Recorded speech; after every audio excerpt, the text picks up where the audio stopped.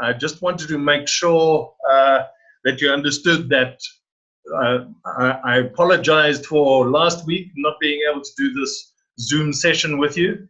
I live 500 kilometers away from Gauteng, and it seems like it's definitely a place where the technology is challenged, and our whole valley had no internet, none whatsoever.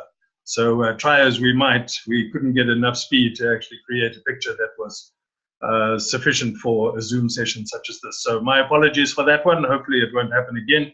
And we've got some plan Bs in place for that. I just want to know how it's going. Are you guys coping with the work that you're getting? Has Compass helped? Are the readings helping? And were you able to get through your simulation game with your team? Just give me a thumbs up if it's going all right for you and you're staying on top of the work that's there.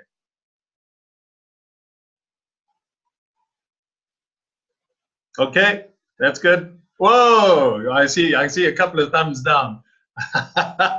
Oh my gosh, I'm glad I'm not in the Roman arena. Okay, so if there's any big issues, we can deal with those obviously in the usual kind of way over the usual devices of responding to questions. I have had a couple of people phone me or send me messages. I am available to a limited extent through SMSs and WhatsApp to some extent, and that number is available through the office if you don't have it. So if you do have those kind of pressing questions and they're not being answered in the usual kind of online way, please ask about those, and we can try and sort them out. This is the first week where you need to be putting some real plans together. Last week was a practice or a trial week for your simulation. So hopefully you're on top of that simulation for this week, making some real key decisions based on the information that you've been able to generate out of your readings and out of the assessments that you've been getting. How is the textbook? How is the prescribed work that you are doing? Are you getting through it? I've tried to get something that's not too loaded, but that gives you all the basic information that should help you. Is that working for you? Prof. Yes. Sorry, Doctor. Can I maybe make a suggestion? And I don't know if this is the right platform. That's it. But I also said. Okay. Yes, my biggest challenge now, and I think it's everyone's challenge now, is obviously going through the Globers and also organizing time to meet with your team and so forth. Is it possible that maybe we could have the Friday deliverables maybe moved to a Sunday or a Saturday? Because it puts a lot of pressure for one to go through a lot of work and go through meeting with your teammates. Because we had a meeting yesterday on the Zoom session and there was a lot of work. So the focus now is everybody sort of focusing on Globers and trying to understand it, which puts a lot of pressure and ultimately means low quality in terms of our deliverables for tomorrow. Yeah. All right. I don't know if I speak for myself. Are there any other nods or any other people having that kind of issue? Everybody's going to say, oh yeah, no, it's a problem. We don't have enough time and all that kind of stuff. I did indicate to you beforehand, right at the beginning of our session when we had our face session, that it was going to be a challenging module. I do believe that by the second week of the Globers of the simulation, and you will be able to work it out, and it won't be too much of a hassle. You'll get into the routine of it quite quickly. I will speak to that on Saturday. Hopefully all of you are going to be there on Saturday, and maybe we can try and address it if it is a common feeling amongst everybody. And I will also, in fact, on Saturday, try and create some time for you to meet with your team then as well. Sometimes having a meeting, a physical meeting, is more helpful than trying to do it over. All right, is that okay, Tumuleng? Yeah, but that doesn't answer my question for the submission for tomorrow. For tomorrow. No, I think you must submit it anyway. Give us what you've got. Obviously, it's the first one. And if we delay the first one too long, you're going to be, everything is going to be pushed out. So I'm very reluctant to delay the first one. I understand that the first one is going to be challenging, but I think it must be done and try and stick with that on time. If it turns out to be a massive challenge, then we can discuss that on Saturday. Sorry, Doc, are we speaking about the same thing? I'm referring to the discussion forum. Which discussion forum are you talking about here? So usually we have discussion forums that are due on Friday evenings. Okay, that one. Got it. All right. Yes, yes. The same thing applies, where the discussion forum still needs to be put in. You see, part of the whole thing of this capstone is a preparation for you being in an executive kind of position. So I'm reluctant to pull back on the pressure to make sure that you're getting it right. So yeah, the same thing applies. I don't want to deviate from the program that we do have. Not at this stage. Okay, cool. I'll pull up my socks. There you go. All right. That's it. All right. Any other key issues? Yeah, I've got a question. Yes. So the company we chose right from the start, like last week, Yes. we're sticking with that. I can't change. I can't change this week. Preferably not. Why? Have they gone out of business or something? I just realized I chose a complicated company. Oh my gosh! Do what you can and speak to me on Saturday. All right. Okay, cool. All right. Because if there's a valid reason, complication shouldn't be a daunting thing. Is it a company where you're involved at the moment? No, it isn't. Okay. Well, then there might be some wiggle room for you to get involved in another one. Okay, great. Okay. I heard somebody else wanted to say something. Was it Marian? Yes, I just have a question. Yes. I understand that the unit guide has changed. So a lot of, for instance, we had a discussion forum last week that counted for 5 points. The discussion forum this week counts for 10 points, although both of them require 250 words. What is it that you are hoping will bring to the table this time compared to last week? Because now it's almost double the amount, the weighting, but you still have to do it in 250 words. Yes. What are you hoping that we bring? All right. One of the key things being fully effective, or as effective as possible within the business environment, is being able to be succinct. And I'm not looking for lots of words, but I'm looking for high impact in your communication. So I'm looking for insight. I'm looking for a much more intelligent approach to what you are doing. And so it doesn't mean that it's got to have more words to do it. It just means that you've got to be more effective and efficient in the way that you present it. So it's the same kind of thing in the real world. If you come to a board meeting and you come with a big lot of backup papers, nobody's going to read it in the meeting. But if you are able to dish out one page that contains the message, it makes a massive impact. Yeah, the question I was really asking is, like last week we wrote one and it weighted half as much. Yeah. So yeah, I was just trying to, in my mind, trying to get an idea of what more do I need to add. Okay. To make it. All right. Work. Yeah. Okay, I get it. I think as this particular module progresses, so you are going to be adding and building on the knowledge that you already have. And so I'm going to be looking for greater understanding. Last week, you were just getting into it for the first time. You're starting to address what strategy is. Now you should be, your knowledge on that should have doubled just in a week. In fact, more than doubled. Should have gone up to 120%. So that's what I'm going to be looking for every week, is just an increase of your understanding and wisdom and knowledge and application into the task. All right.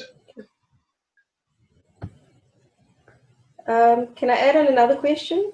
Unless there's somebody else that's got a pressing question. Somebody else? Anybody else? Nobody. Okay, quick one, Marian. Because then I've got a bit of content for our session tonight. Yes. Pardon? I do have some content which I do want to get to, so it's not just a discussion tonight. Oh, okay. That's No, no, no. fine. Don't mind me. I'll find out on Saturday. It's not important. Is Go it ahead. not, if it's not that urgent, yeah, let's try Yeah. and move on. Anybody else got a pressing problem that's going to ruin your evening if you don't get an answer? Doc, Yes. hi. For me, on the quiz, there is a bit of a confusion. Last week, we had a quiz which was paced with the chapters that we are supposed to read. Yes. And as you read the chapters, there is again that self-study practices, which normally has 20 questions. So it was 20 questions for the quiz and 20 questions for the practice Yes. quiz. Yes. And it was not clear as to whether we must answer both. And this week, the communication said we have 2 quiz. However, when you open the link, you find that there is no quiz together with the chapters, but it's only the practice questions. Now it's 40 of them. So I'm a bit confused as to which one are we really supposed to be doing, because Okay. you find that. Okay. All right. It's not the practice quiz. It's the real quiz, and that is quite clearly demarcated. Unfortunately, I don't have another computer over here to track it down for you. But the practice quiz is for your improvement, for you to make sure that as you are reading, it's going into the brain and taking up residence in your mind. So when it comes to the assessment, that is attached to the it's attached to the chapter, but it is the assessment which will be then under a prompt, which will appear on your screen as you get through it. So it's not the practice one; it's the real quiz, which will be assessed automatically through the or it goes directly back into the publishing house. Okay. Hi, Doc. Yes, who's that? Oh, it's Ethel. Sorry, where I am, it's a bit dark. Okay, Ethel. Okay. Yeah, I've got 2 issues. Just to follow up on what Itumeleng has said about, we're under a lot of pressure with the simulation and all the other deliverables. And I see Eugene also raised the issue of, 2 responses. I mean, I'm sorry to compare, but with the last modules, it was usually just 1 response to your fellow student. And I see now that we have to do 2 responses. So is it compulsory, or you can just do 1 and it will suffice? No, stick to what the requirements are. If we're asking for 2, then we need to have 2.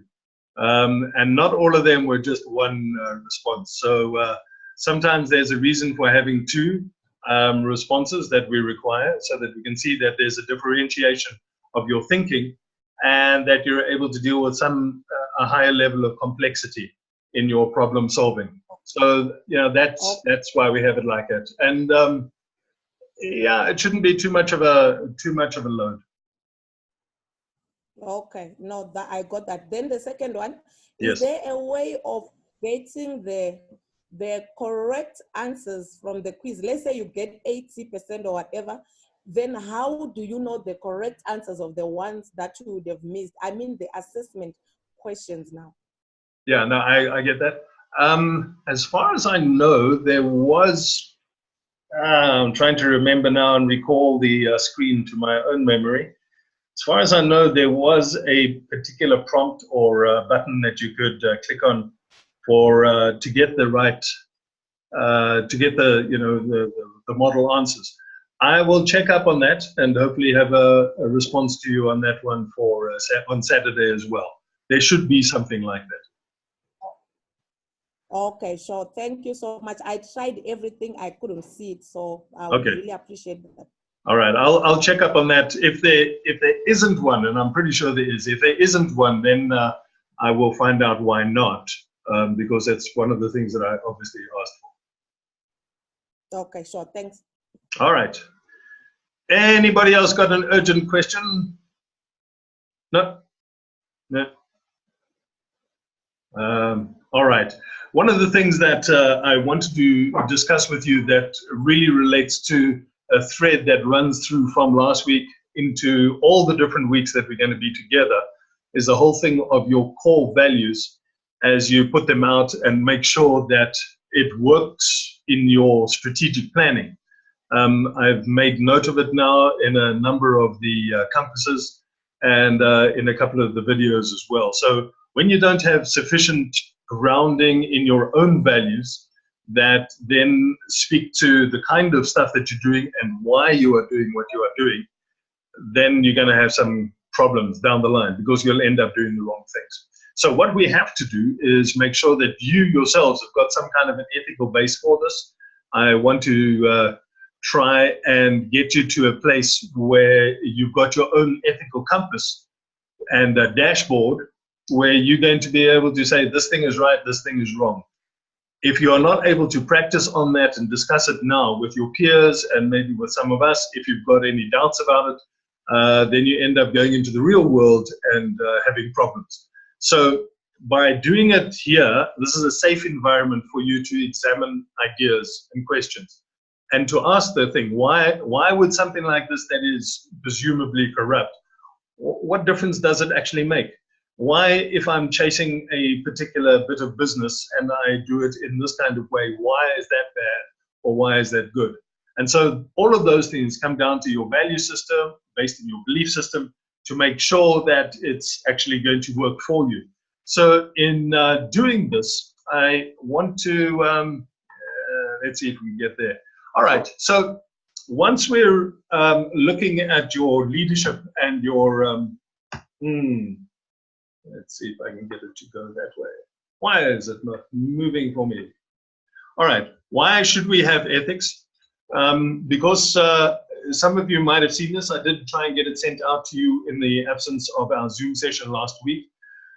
One of the key things, as you will discover on Saturday, hopefully through our engagement with the governor, and please try and make sure that you're there for the government's presentation and that you're able to engage with him as well. He's very personable, so he will appreciate that. One of the key tragedies that we have in the contemporary world is a lack of trust. When there is no trust, then businesses fail. So we need to be working towards a place where our businesses are significantly trusted through our whole value chain, from our suppliers down through to our clients as well. When they are trusted, when we are trusted and we trust them, it just expedites a much more effective business proposition. It helps you to expedite speedy and nimble. Remember, we spoke about nimble. It helps to get those strategies down on the ground as well. So we have to build trust and credibility, and you do that through your ethics. Where if you are struggling with those kinds of things and people end up in a situation where they are saying, hey, we can't trust this person for whatever reason, they've done this and this and this, or they double-crossed us for whatever reason, or they pulled a dirty one on us, they promised this, they delivered something different, then there's going to be difficulties in any kind of business or organization that you're involved with. So it's good for business, it's good for our society as well. When we start looking at ethics in the bigger issue, oh, shut up. Did you guys hear that as well? No, you didn't. If you don't have values, you're not going to have ethics. If you don't have ethics, you're not going to be consistent or predictable, and if that's the case, it's difficult to trust you. So trust is important, and so that you can actually make your business environment work. There's been a very clear, very clear study that has come out just 2 months ago from the World Monetary Fund, which examines 200 countries around the world rather intensively. And they drew a direct line between levels of trust within a nation and levels of unemployment, for example. So when there's low business confidence and low trust, then what happens as a consequence of that is that there's going to be a very high unemployment. When we have a trusting environment, employment goes up, business goes up, startups go up, And so your economic growth rate goes up as well. So trust becomes a basis, and trust has to be found in the ethical base and the consistency that we have to advocate. So globalization, it's one of the things that I'm touching on again next week, is widening, deepening, and speeding up a worldwide interconnectedness in all aspects of contemporary social life, from cultural to the criminal, from the financial to the spiritual.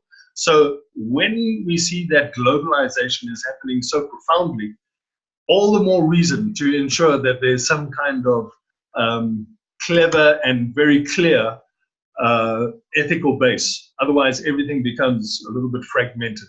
So the world is getting better, faster. The world is getting faster and quicker. It's more efficient. It's more effective.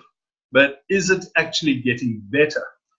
If it's not getting better, it's quite possibly, as I saw a commentator actually say recently, just means that the fraud is getting better if the society is not getting better. The bad things then get more efficient. So we have to create some kind of a bulwark in your business dealings to ensure that there's an ethical and a value base that actually moves us towards sustainable futures. Remember, and think about this while we're going through this, that there's got to be this element of sustainability. If your business is not sustainable, there's going to be some issues. If you are not trustworthy, and if the people around you are not actually making contributions on the basis of your ethics, then your business's sustainability is going to be in question. So what are the ethics anyway? They're the rules that come out of our belief system. They help us towards success. They're ethics. They're based in values. They're going to define your attitudes, ultimately the behavior. And again, it comes back to those rules. Everybody wants success? Yes. In what area of your life do you want success? Every area. And so we all, whether we write them down or not, we've all got rules to create some kind of success. So your rules don't have to be the same as other people's rules. Even the mafia has rules for their own behavior. Now, we might think that they are horrendous and so on, but in their organization, they adhere to their own rules because that has made them criminally successful. Not good for society, not good for the world at all, and certainly not good for the families that they impact. But what they are doing, they've got some kind of rules. And so we've got to make sure that the rules that we adopt for ourselves within our own businesses and organizations have some kind of credible moral base. So bad ethics, the kind of things morality has brought down to us over hundreds of years, is this thing like unfairness and dishonesty and omission, concealment, criminality, corruption, manipulation, deception, misrepresentation, theft, bribery, conflict of interests. And so the list can go on, and you've all come across that stuff, particularly in the media. People are talking about this all the time. But what does it mean?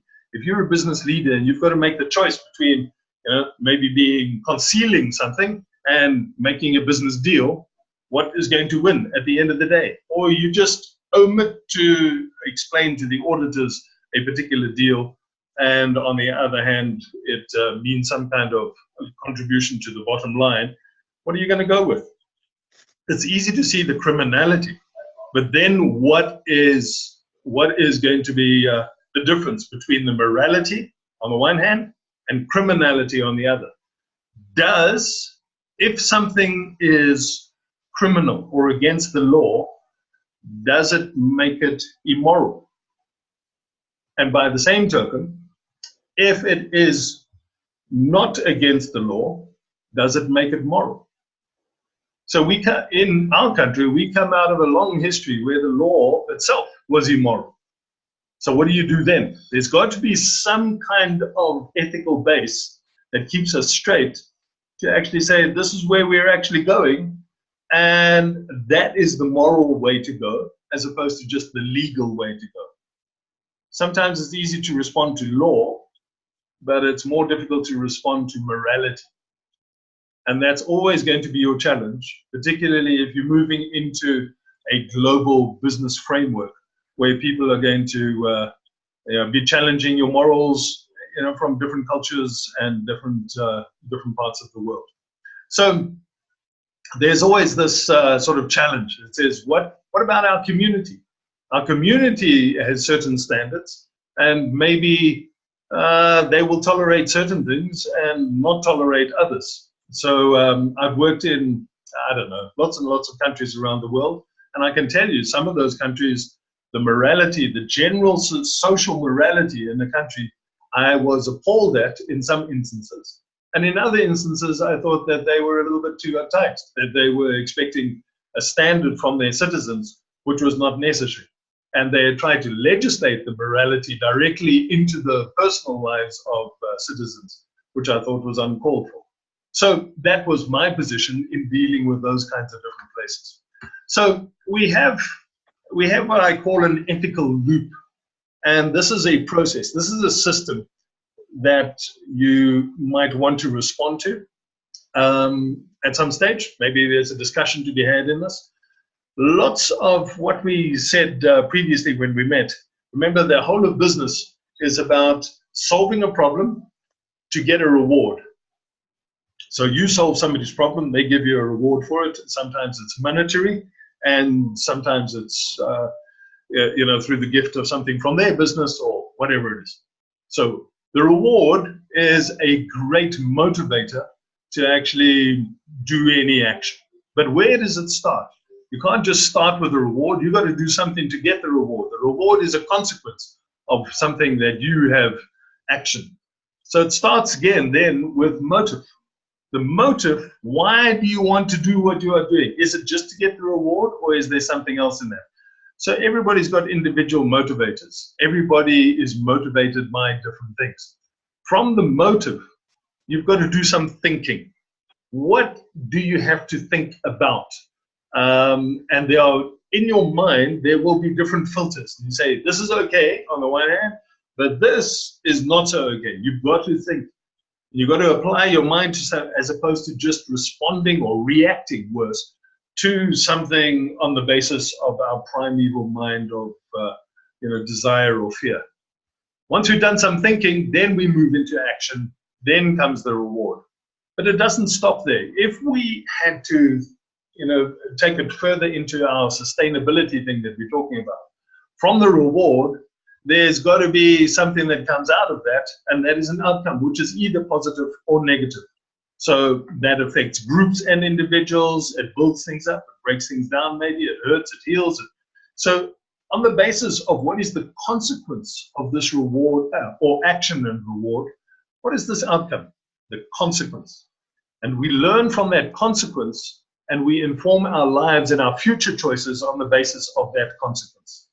That can be, what's your new ethics? What are your new rules? What are your rules to say, I'm going to continue hurting people, or I'm going to heal people, or I'm going to avoid people, or I'm going to engage them, or whatever it is. So is it going to be towards individuals? Is it going to be towards groups always? So what are these ethics? Remember, ethics being the rules that you have so that you can be successful in a sustained way in your group activity.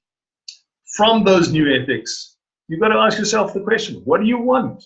You want to hurt people? You want to help people? You want to build the nation? You want to build society? You want to build the individuals? You want to just make a lot of money, which is also fair because you're in business. So what is it that you actually want? And this now then goes back to what we discussed previously in terms of what's the purpose in your life. So what do you want? That then goes back to the motive. So what does this have to do with morality? It has to do with the filter that you actually put into your thinking. Is something going to take you into something that is good and moral within your business environment, or is it going to put you on a downward road, which is going to lead to an unsustainable consequence? So there's a high road and a low road. Let's just call it that. The high road being better, the low road being worse. Low roads usually take you through the mud, and that's where you can get stuck. So if you start off on the basis of the start of this whole journey, it's what you want. Remember that little thing from the last slide? What do I want? And what I want is then going to indicate some kind of action on your part. But you've got to put any kind of want through some ethical filters first. So you might walk into a shop and you might say, well, what I really want, I just want to have that particular piece of food, or I want that, nice electronic bit of goods or something like that. You can't just help yourself without paying for it, because that would be unethical, immoral, that is theft, those kinds of things. And the reason why you don't just do it like that is because you're putting your behavior through some kind of filter first. You filter your behavior, you moderate your behavior against some kind of filter. Where did you pick up the filter? Through previous experience, through your own readings, through your parents, through your peers, through your teachers, through your priests, maybe. It's the kind of thing that says these are the ethical filters that are going to help you in life to be successful. And that's why we have rules, to be successful. Some rules become old and obsolete, but those are, at one stage, they were successful in doing something. So once we've gone through the ethical filters, we then end up with the two possibilities. The high road, after that, thinking and morality and strategy and emotional intelligence, that's what goes into the high order thinking. So you think, the prefrontal cortex, it says, if I do this, this is what's going to be the consequence. If I do this, this is going to be moral and good and help people. If I do this, this is part of my strategy, so it's good because it aligns itself.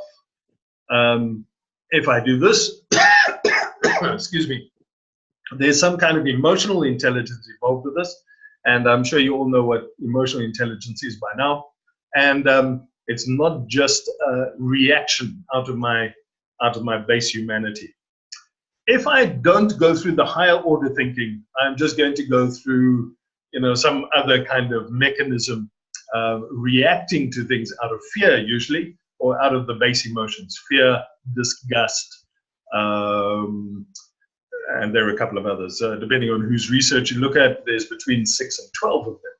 So you can also look at the big virtues, and I'll speak about them in a moment. You can also look at your philosophy, where does that come from? You can look at your character and your beliefs, and you can look at the values. This very discussion that we're having right now is essentially based in values, and either takes you to a high road that way or to a low road, which is unsustainable. The high road would be sustainable. It gives you long-term success. It gives you noble rewards, whatever you deem as noble, the kind of thing that helps you to sleep at night, as opposed to being worried about having some bad thing happen to you. And then there's virtue alignment. It aligns yourself to the virtues, sometimes the great international or human virtues. Sometimes it's the virtues that you've got within your micro culture. If you take the low road, there's some consequences to that, and this is what history basically shows us. Short-term rewards. Are there rewards in aiming for the low road and being immoral? Yes, there are some, but they are short-term usually, and they will come back and bite you. There's collateral damage. Other people often get damaged by this, which is why sometimes the high road leads to the improvement and the development of our humanity, as opposed to the collateral damage, which brings destruction to people. There's usually hurt, unintended consequences, even things that you did not foresee. And that is sometimes what happens down if you make the wrong choice and you don't put it effectively and in a considered way through your ethics filters. So aim for the high road, particularly in business. That's where the sustainability lies. Remember, that's part of what we're doing over here, is sustainable competitive advantage, long term. This is not just a short term kind of thing, this is long term. So I've had in seminars and lectures and so on, I've had people often say, so what's wrong with this thing of, corruption? Where does it come from? Somebody advocates getting a tender or passing on some information or passing on a product or service, and in return for that, they get some kind of monetary reward. The problem with that kind of thing is that, as we know, leadership in business, to a large extent, is all about decision making. So I've had the argument put to me, and people saying, so now, if there's corruption, if somebody took some money and gave it to somebody else so that they would advocate a particular thing. What's wrong with that? The money moves back into the community. The money moves back into our economy. The problem with it is that the decision has not been made on the basis of the strategic criteria which needs to be applied to that kind of decision making. Something else came in and changed the decision, whatever it was, be it money or favors or whatever it is. And so the consequence of that is that the decision is undermined or it is eroded. It's not the best possible decision for that kind of circumstance or within that framework. So I did have a guy who was really keen on arguing the point with me until I pointed out, so, take a real scenario. Here's your daughter one night. She's really, really ill. What are you going to do? You take her to the hospital. There is a machine that could keep her alive. But the tragedy is that the hospital administrator didn't buy the best machine, which the budget would have allowed. He bought the third or fourth best machine, which is now broken. And he made the decision to buy that machine based on a bribe that he took. And that is tragic, because too many decisions that now sort of come home to roost are based not on getting the best kind of value from the decision-making leadership business process, but rather they're made because of some external force which has been brought to bear on the decision maker. And this is where our ethics have to kick in. If we are looking for something sustainable, it goes way beyond the short-term success of your immediate beneficiation.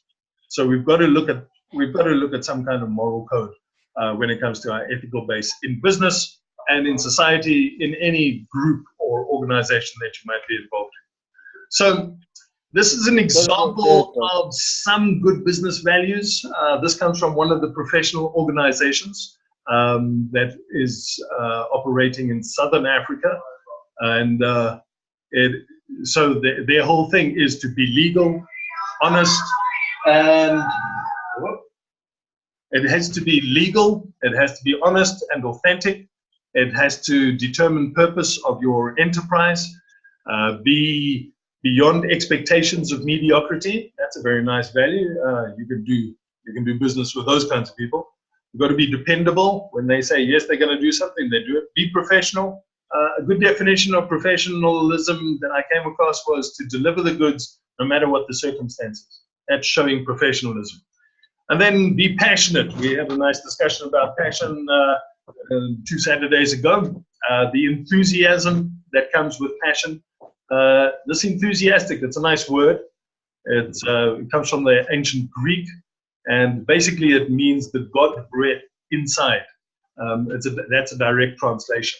In and enthusiasm comes from theos, so God inside gives you that passion. It gives you the energy and the drive to move into something new. And then part of the business values is to develop character, holding on to a certain amount of truth, cultivate relationships, and maximize impact. So I think that those would be, if you're looking for just a starting point in terms of your business values, those are actually pretty good ones. Some of them can be universal. Some of them are just too vague, perhaps, for you. You want something more specific rather. I don't have a problem with that. If it's more specific, it needs to relate to your context and the kind of business that you're involved with. So, what are your values? Just for your interest, Americans, who are often derided by the rest of the world, these are their values, and you can understand maybe why they make some of the decisions that they have, especially in recent history. They're looking for a world of beauty, and I wonder how they describe that. Is it just about the Kardashians? They're looking for national security. They're looking for inner harmony. They're looking for true friendship. They want a sense of accomplishment, to say, hey, they did this, they got it right. They want happiness, they want freedom, and they want family security. Those, and in that particular kind of order. So that's the American stuff. And there was a big study that actually was able to, consolidate that. They didn't have a big workshop with 150 million people. So the great universal virtues. This can be another guide for you. This was a study that was undertaken by Pennsylvania University. and they look back over 3,000 years to all the major civilizations, cultures, religions that had any kind of codification. And so they tapped into, obviously, the written works, but also oral traditions to find out what these were. We've often heard it said that, you know, so many of the religions and the philosophies all come down to a similar kind of a thing.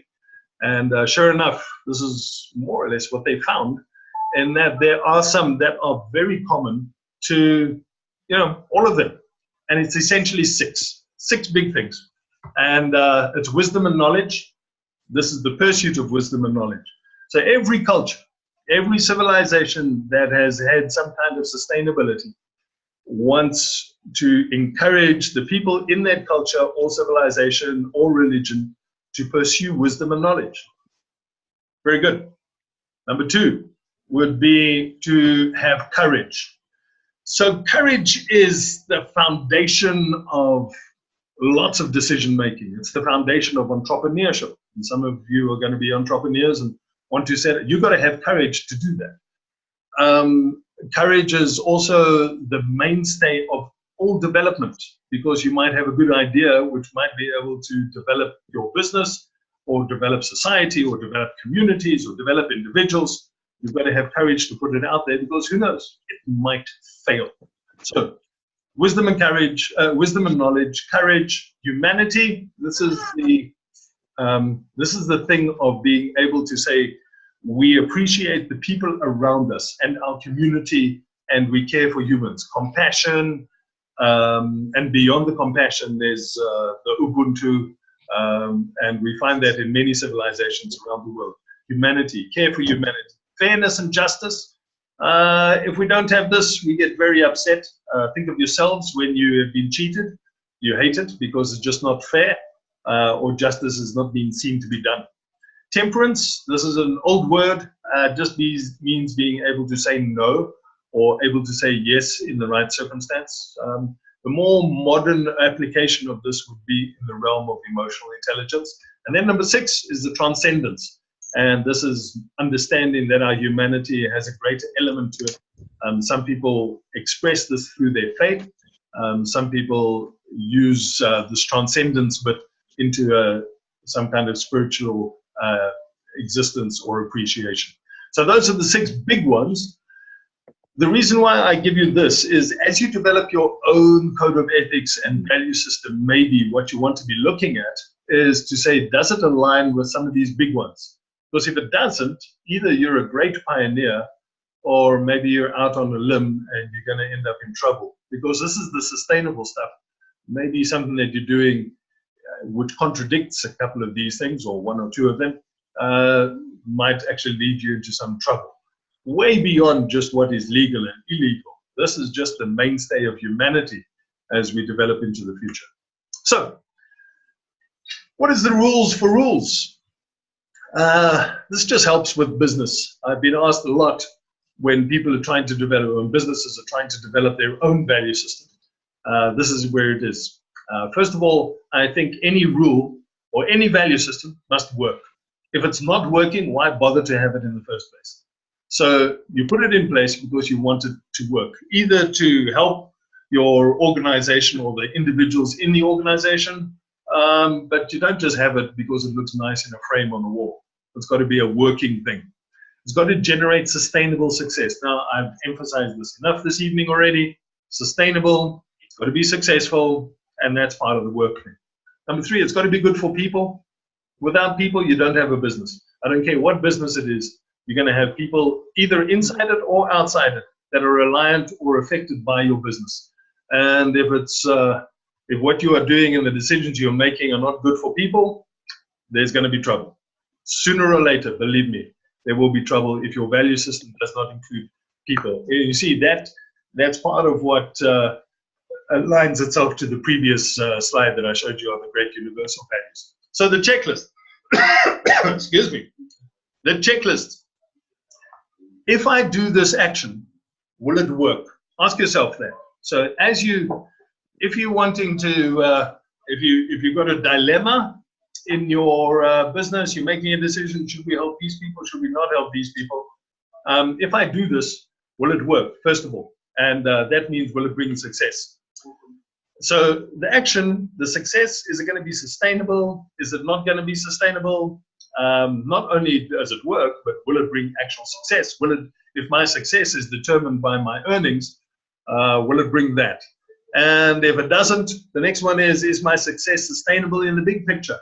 And here we are talking not just some fly-by-night little business which might last for a couple of months and then you run away, but rather the kind of thing where you're building heritage, where you're building something that is going to have a lasting impact in the world. And then lastly, if I do this action, is it advancing society or is it causing pain? It's usually that kind of a contrast. So this is just a guideline. This is not set in concrete or stone. But if you are struggling with the kind of value, developing a value system or an ethical framework for your enterprise, you want to be looking at these kinds of things as a bit of a guideline, maybe. Ask yourself the question, if I do these kinds of things, it's going to work. It's going to bring success. Is it sustainable? And is it advancing our society, or is it just causing some kind of pain down the line? So the drug dealer, for example, does it work? Oh, yes, it works. Does it bring success? Yeah, it brings monetary success. Is it sustainable? No, because the people that you give the drugs to die. And if I do this action, is it advancing society or causing pain? No, it's causing pain. So the ethical framework or the moral basis of that kind of business is not a very good one. It's not going to actually be something that I would advocate, and hopefully none of you would advocate either. So your rules at work, you've got to make them work for yourselves. Set up some kind of work ethics and say, these are the kinds of rules that can, somebody coming, think of it this way, somebody comes into your business for the first time and they sit down with you and they say, so what are the rules that go on over here? What are we allowed to do and what are we not allowed to do? You want to give them something. You say, these are our work ethics. So we work hard, we play hard, for example, we work hard, we play hard, we do our job, we over-deliver on our promises, but we keep all our promises. We do business with our friends. These are people that we like and they like us because there's a good relationship. And not only that, we have fun. And that could be your work ethic. I had a client once and they put it into their key strategic intention. We will have more fun. And they built it into performance management. They built it right into their company because they felt that they were too intense. It was in the financial sector, and believe me, within a year, the whole atmosphere in the place was fun. People wanted to come to work. It was a pleasure working with the people. Do you know what happened to productivity? It just went up. So that's something that you want to consider very seriously. So an ethical code, here's an ethical code again from a professional organization. A member shall order his or her conduct so as to have full regard for the public interest, uphold the dignity, standing, and reputation of the profession, comply with the laws of the country, discharge their duties with efficiency, competence, confidentiality, fidelity, without undue delay, be fair and impartial. Number 7, disclose to his employers and clients any known conflicts of interest. That's important. Number 8, maintain, develop, and employ appropriate levels of knowledge and skills for the task for which he or she has been employed. And then number 9, respect the reputations, prospects, skills, and practices of others. So that comes from one of the big professions, another one of the big professions in South Africa. Also a good example of a ethical code. So if somebody steps out of this, it's not necessarily illegal. It just means that should we keep that person in our profession? Because now they've broken our ethical code, or maybe they should go. In your business, you can't just fire people on the basis of legality or illegality, but you're going to be able to say, let us guide our behavior and the way we interact with each other and our value chain in a way that corresponds and aligns to this kind of thing. So Thomas Jefferson said a very profound thing. One of my favorite presidents from the United States, he indicated that in the shaking, and he was involved in a great shaking, the establishment of the nation. And so everything was being shaken. The economics was being shaken, institutions were being shaken and sometimes destroyed all around him and so on.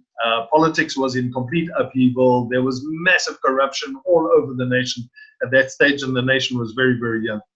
And he said this, in the shaking, when all else has fallen, the truth will stand.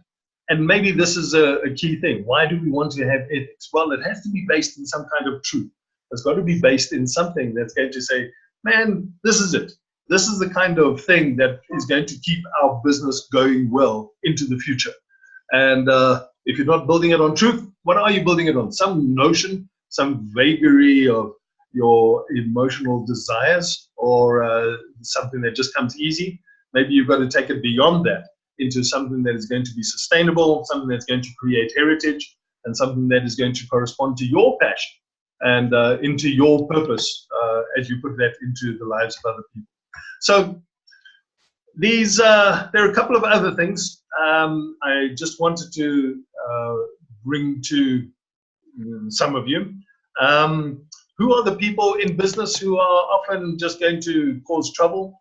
Sometimes a person has been fired. Sometimes you've had to punish them in a particular kind of way, maybe, or criticize them. They become vengeful, and for revenge, they just steal your money. So when you're in charge or you're on the board, you need to be actually looking for these kinds of things. Sometimes people are under excessive pressure to meet financial targets, their own targets at home, or their targets that you have put on them within the organization. There's high profitability expectations, and so they can cheat in the books. They can, indicate earnings that are not really there. Bonuses contingent upon achieving aggressive financial targets. There's a problem there as well. Very often, people have personal problems like gambling problems, substance abuse, and they end up in a desperate situation, tragically, ruining their own lives, but not only that, to sustain their bad habits and their state of desperation, and then they end up taking money from the business with the intention that they were going to try and put it back at some stage when the winnings get better. And needless to say, very often that never, ever happens. There's also a need to support dependents when a person is living beyond their means, and then lifestyle expectations. So there are a couple of big warning signs over here. Hopefully you can read this. And there's warning signs that come around that let's move on from this. That one's too hectic. So how do you look for somebody who's possibly not doing things in the most ethical way within your business? Remember, I'm speaking to you as leaders, people who are going to be serving on the executive, people who are going to have to take charge either of your own business or of a leading position in somebody in a shareholder's business.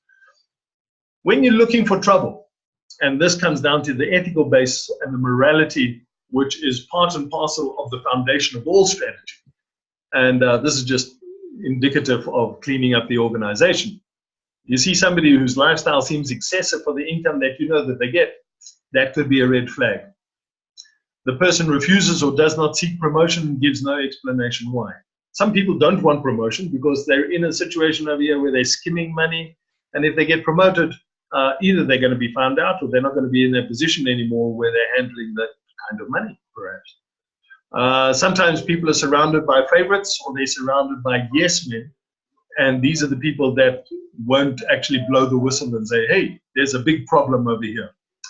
Some people are overcommitted on their personal finances, and they're always asking for loans. They're always asking for extra money to try and bail themselves out of some kind of problem. It gives, sometimes the person that you're examining gives or receives gifts with no direct business purpose. Just somebody unrelated to the business just arrives and gives them a gift. How did that happen? And it's unrelated to the business purpose. There's a question mark over here. What's going on? Receives gifts or gives gifts of excessive value. And I've actually seen this in some business instances where people did a small little thing and they got an overseas trip. Really? That doesn't match up. And then later on it came out, yeah, there was a bit of a thing happening on the side over there. Tragic.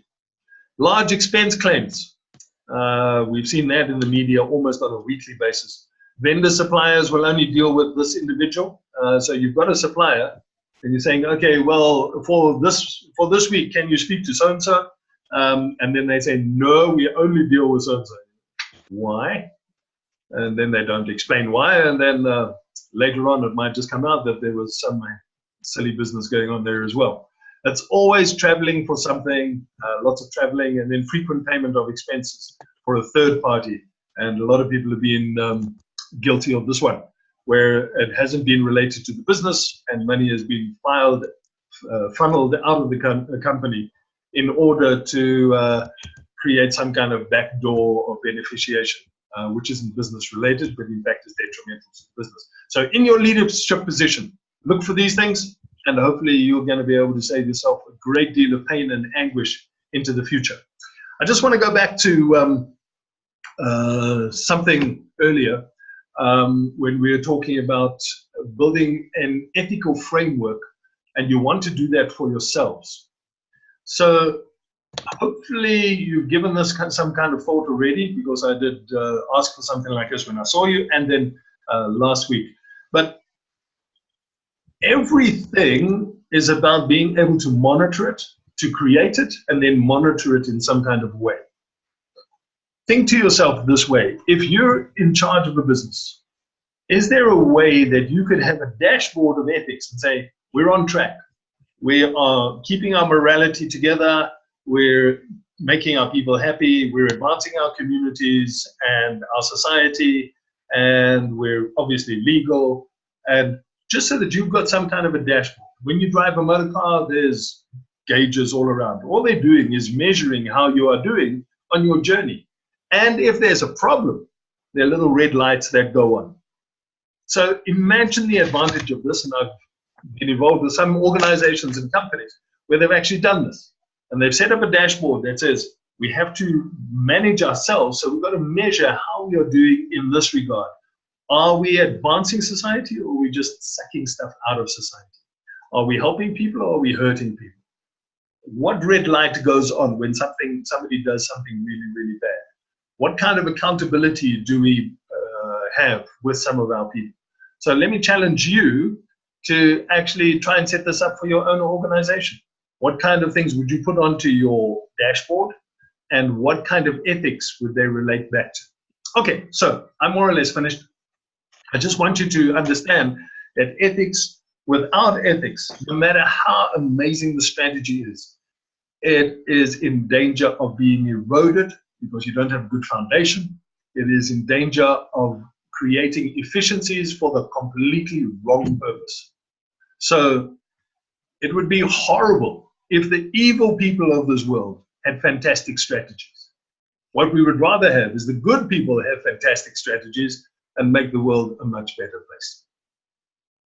Okay, so I will see you on Saturday morning, and hopefully you've given some thought not only to the new strategies and the simulation and the discussion forum that you're having tomorrow, but also you're going to come up with some good questions. And yeah, Lesetja Kanyaka is also pretty big on his ethics stuff, so you can ask him some of those things as well.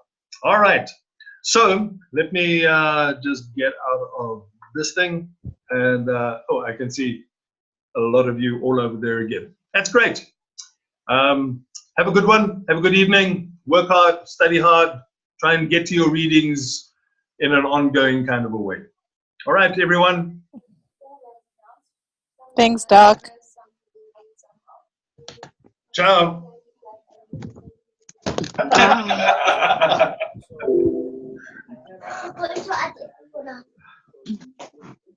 Hey, wake up.